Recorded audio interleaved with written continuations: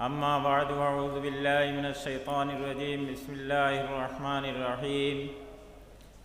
هل يستوي الذين يعلمون والذين لا يعلمون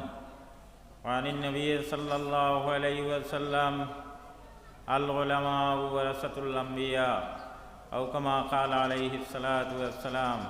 اللهم صل على سيدنا ومولانا محمد وعلى آله وأصحابه وسلم اللهم صل على سيدنا ومولانا محمد وعلى آله وأصحابه وسلم اللهم صل على سيدنا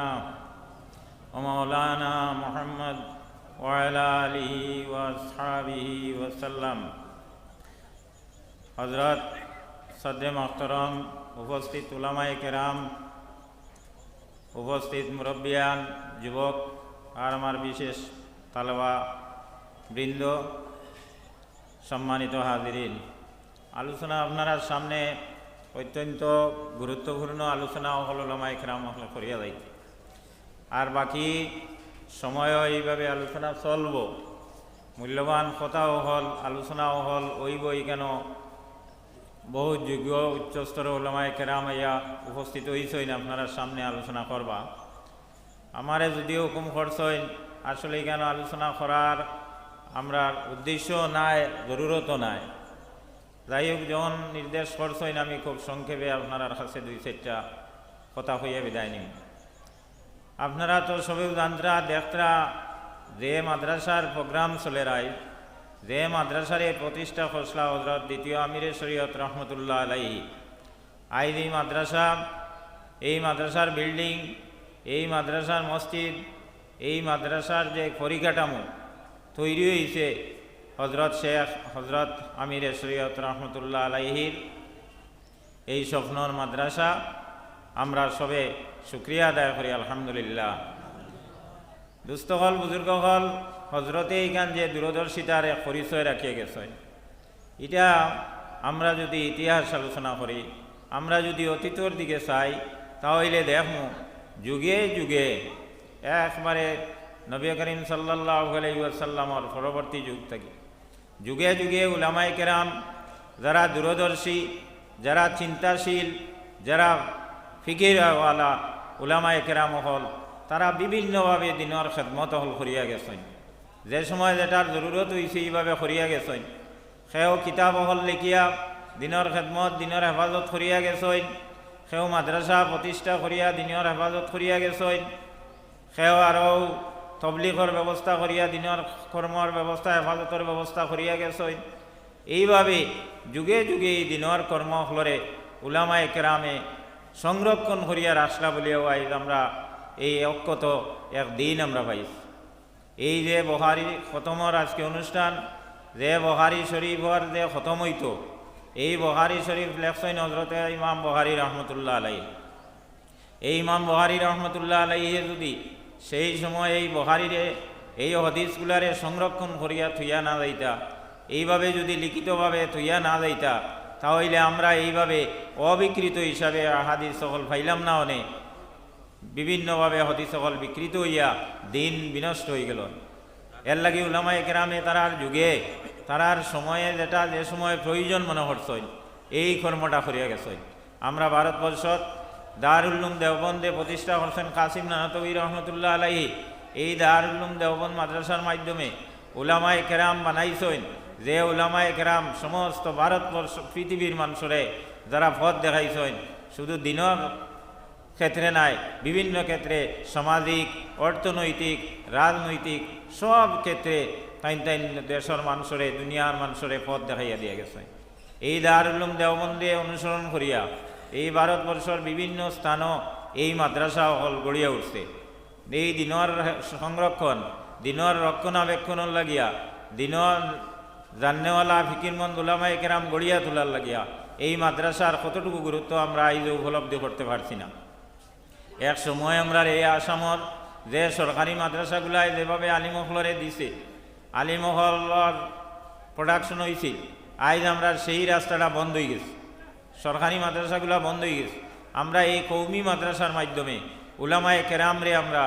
গড়িয়া তুলতে লাগবো। এই কৌমি মাদ্রাসাগুলারে আমরা জিতেইয়ে রাখা লাগবো এবং এখান থেকেও কুরআন এবং হদিসর ইলিম লইয়া বারেনেওয়ালা মানুষ বানানি লাগবো। যতদিন আলিম দুনিয়াত রইবা, দুনিয়া রইব, আলিম না রইলে দিনও রইত না, দুনিয়াও রইত। আমরা এই উলামায়ে কেরামর কাছ থেকে দিন শিখতাম এবং এই উলামায়ে কেরামরে আমরা টান রে গড়িয়ে উঠবার লাগি, টানোর পরিবেশ, টানোর যে পরিকাঠামো এগুলারে তৈরি করিয়া দিবার দায়িত্ব হইল কি আমরা সমাজর। আমরা একদিকে মাদ্রাসার ছাত্র দিলাম, ছাত্র দেওয়ার লগে লগে তারার এই মাদ্রাসার অন্যান্য যে প্রয়োজনীয় জরুরিয়াত আছে এইগুলাও আমরা পুরা করতাম। এই মাদ্রাসাটা কীভাবে উন্নত হইতো এই দিকেও আমরা খেয়াল করতাম। আমরা আলিম গড়ার লাগিয়া আমরা নিয়তরে পরিষ্কার করিয়া নিতাম। আমরা অনেক অভিভাবক হলি কেন আছি, আমরা এই মাদ্রাসার ছাত্র দেওয়ার পরে আপনার ভর্তি হওয়ার পরেও আমার চিন্তা পড়ে যায় কিলা স্কুলের পরীক্ষাটা দিত, কিলা হে মেট্রিকটা দিত, কিলা হে জেনারেল লাইনে অগ্রহিত, মাদ্রাসাত ভর্তি করলা আর দিলর মাঝে খালি হ চিন্তা লইয়া ঘুরি। আর আমরা আজকাল করে এই অবস্থা, বেশিরভাগ অবস্থা এলা হয়ে গেছে। আমরা যদি মাদ্রাসাত যেসব তালবা হল দিয়ার আমরা এই নিয়তে যদি দিই হে আলিম হইতো, হে সত্যিকার হক্কানি আলিম হইতো, এর পরে তার অন্যান্য শিক্ষাগুলা গ্রহণ করুক, এটা কোনো আপত্তি নাই, শিক্ষা গ্রহণ করা না যাই নাই। কিন্তু প্রথম তার কাছে অগ্রাধিকার রইত এই মাদ্রাসার ইলম হে কীভাবে অর্জন করতো, ইলমে দিন হে কীভাবে অর্জন করতো, ইলমে নববী হে কীভাবে অর্জন করতো। এই ইলমে নববীর এই কারখানাত এই মাদ্রাসা দেওয়ার পরে আমরা যখন দুনিয়াদারি বিভিন্ন চিন্তা হল করি, আজকে মাদ্রাসার পরীক্ষা হে বাদ দিলে স্কুলের পরীক্ষা বাদ দেয় না। মাদ্রাসার পড়া যে সময় আছে স্কুলের পড়া থাকলে মাদ্রাসারে ছাড়িদের স্কুলের বাজুর এখনো ছাড়েন। এই অবস্থা যখন দেখাদের এক দিন হইব আমরা উপযুক্ত আলিম হইতাম নাই, আমরা দিনের পথ দেখাইবার লাগিয়া আমরা সঠিক জিনিস দিন সম্বন্ধে জানবার লাগি আমরা পাইতাম নাই। আর বিভিন্নভাবে বিভিন্ন মানুষের ফসাদ হলাইয়া বেদাত হলাইয়া এই দিনরে বিকৃত করি লইব আর এই দিন থেকে আমরা বিচ্যুত হয়ে দিব। হক জানবার আমরা জায়গা রইত নাই, হক জিগাইবার আমরা জায়গা রইত না। এর লাগি দুস্থ বুজুর্গল হজরত আমিরে শরীয়ত রহমতুল্লাহ আলাইহি যে দূরদর্শিতার প্রমাণ রাখিয়া গেছেন, ইকানটি জিতা রাখা আমরার লাগিয়া খুবই জরুরি। আজ যদি তাই নাইয়া কোনো কারণে আমরা আইয়া লিখাইন যে তুমি তাই তো হাজার হাজার মানুষ আমার লাগি ভাগল আসলাই, আমারে দেখলে তুমি তাই ভাগল হয়ে দিতাই, আমারে নিবার লাগি, আমারে দেখাইবার লাগি, আমারে খাবাইবার লাগি ভাগল হয়ে দিতাই। আজ তোমার সামনে আমি এই মাদ্রাসা রাখিয়া গেছিলাম, খরগে হতহান করছো, তাহলে আমরা সবাই আমরা দিকাই দেখি আমরা খেয়ে হতহান করছি, কি জবাব দিব আমরা তার সামনে? তার লাগি তো আমরা সব ভাগল, তান লাগি আমরা সব আশিক।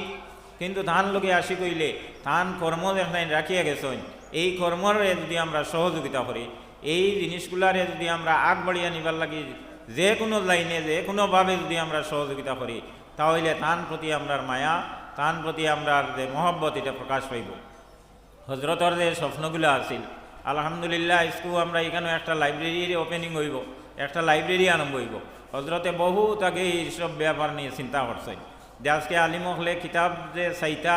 কিতাব মোতালা কর্তা, এই বহুত দামি দামি কিতাব হল, বহুত দামি কিতাব হল, দুষ্প্রাপ্য কিতাব হল, যেটা একজন আলিমের পক্ষে ব্যক্তিগতভাবে সংগ্রহ করা সম্ভব হইত নাই। আর্থিক ব্যাপারও আছে, যোগাযোগেরও ব্যাপার আছে, একজনের সম্ভব হইত নাই। এর লাগি একটা কেন্দ্রস্থল, একটা সংরক্ষণ রহিত কিতাবর, যেখানে আলিম হলে কিতাব চাইতা, কিতাব চর্চা হইতো, এখানে ইলমে দিনের চর্চা হইতো। এই মাদ্রাসার মাঝে দারুল ইফতা হইতো, দারুল হদিস হইতো, এখানেও লাইব্রেরি হইতো। বহুত স্বপ্ন হল হজরতর আসলো। এই স্বপ্ন হলের দিকে এই মাদ্রাসা আগবাড়ের আপনারা সহযোগিতা করুকা, এখানে লাইব্রেরি আরম্ভ হইব। অনেক টাকা পয়সা খরচ করিয়া অনেক কিতাব হল ইনশাল্লাহ আই গেছে। আর আরও যদি আপনারা কেউ কিতাব দিতা চাইন, সেউর মা বাবার রোহর উপরে যদি কিতাব দান করতে চাইন, আপনারা মাদ্রাসার হেড হুজুর আসেন, রুহুল ইসলাম সাহেব আসেন, তান্তানোর লগে যোগাযোগ করলে কিতাবর নাম ভাইবা, এখানে দান করবা, সবকায় জারিয়া রইব। আলিমা হজরতর এটা বহুত বড় এক কাহিস আসলো। মাদ্রাসাত কতদিন কিতাব জমাইছেন, এরপরে আমরা জেলা নদর অফিসও আর কতদিন এখানে কতখান থোয়া হয়েছিল, এরপরে অন্য আজিয়া আস্তে আস্তে এটা একটা রূপ লইছে। এটা আমরা সবে দোয়া করতাম এবং এটারে আরও কীভাবে সমৃদ্ধ করা যায় এটার লাগে চেষ্টা করতাম। আর এই মাদ্রাসা আলহামদুলিল্লাহ আমরা যে চলের আসাতিজায়ে কেরাম, অত্যন্ত যোগ্য আসাতিজায়ে কেরাম, মুহাদ্দিসিনে কেরাম, অত্যন্ত যোগ্য মুহাদ্দিসিনে কেরাম বিভিন্ন জায়গার থাকি অনেক দায়িত্ব ছাড়িয়া তাইতে নিয়ে এই মাদ্রাসাত সেবা কতরা, খেদমত কতরা, বরাক উপত্যকার মাঝে আমরা আশা করি অন্যান্য মাদ্রাসার স্টাফ ওইভাবে পাইতা নাই, গতিকে এই মাদ্রাসারে আপনারা আগুয়াইয়া নেকুয়া সহযোগিতা করকুয়া। আর এই মাদ্রাসা হজরতর স্বপ্ন আমরা যাতে তার সঠিক উদ্দেশ্য নিয়ে পৌঁছে